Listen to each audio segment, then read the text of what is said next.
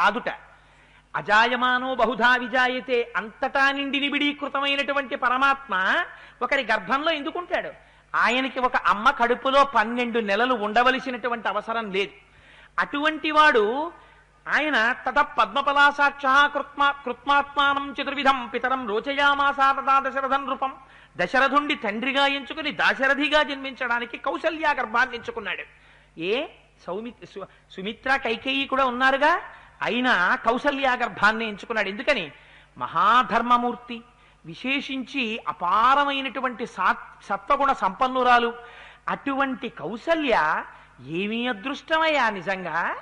ఇన్ని బ్రహ్మాండములను కాపాడవలసినటువంటి వాడు, కాపాడగలిగినటువంటి వాడు చిన్న శిశువై ఆ కడుపులో పడుకున్నాడా? అంతకన్నా గొప్ప కోసమని ఇలా పడుకున్నావా గడ్డి మీద? ఇవాళ నీకన్నా నన్ను పెద్దవాణ్ణి చేశావు, గురువుని గొప్పవాణ్ణి చేశావు. నా మాటకి లొంగి హంసతూలికా తల్పం మీద పడుకోవలసిన వాడివి, ఆదిశేషుడి మీద పడుకోవలసిన వాడివి, దర్భగడ్డి మీద పడుకున్నావు. గురువులని ఇంత గొప్పతనం ఇచ్చావు కదయ్యా రామ. నిన్ను నిద్ర లేపకపోతే ఒక గురువుగా ప్రవర్తించడంలో నేను వైఫల్యం చెందుతాను. గురువు దేనికి లేపాలి శిష్యుల్ని? గురువు నిద్ర లేపేది, రే మీ అందరూ లేవండి కాసేపు కబాడీ ఆడుకోండి అని లేపడు గురువు. ఎందుకు లేపుతాడు? గురువు నోటి వెంట ఏదొచ్చినా దైవంతో అనుసంధానం చేస్తాడు. నోరు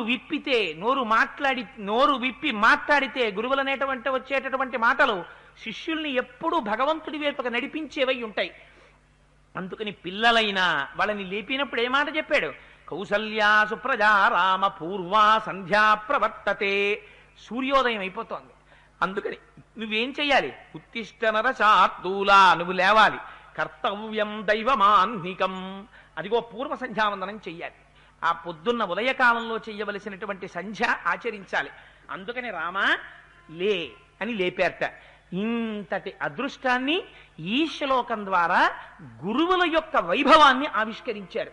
ఒక గురువు అవసరమైతే భగవంతుడిని గడ్డి మీద పడుకోబెట్టగలడు. నిద్రలేని పరమాత్మని నిద్రపుచ్చి నిద్ర నుంచి పైకి లేపి అసలు కర్తవ్యం లేనటువంటి పరమాత్మకి కర్తవ్య బోధ చెయ్యగలడు. ఇది గురువు యొక్క వైభవం. ఆర్షధర్మంలో గురువుకి ఎంత పెద్ద పీట వేస్తారో చూపించడానికి రామచంద్రమూర్తి నిద్రపోయి విశ్వామిత్రుడికి అటువంటి మకుటంతో శ్లోకం పలికేటటువంటి అదృష్టాన్ని ఇచ్చారు. అందుకే ఇప్పటికీ ఏ దేవాలయంలో మనం సుప్రభాతం చేసినా కౌసల్యా సుప్రజా రామ అదే శ్లోకాన్ని చెప్తాం. అందుచేత ఆ విశ్వామిత్రుడు నిద్ర లేపాడు.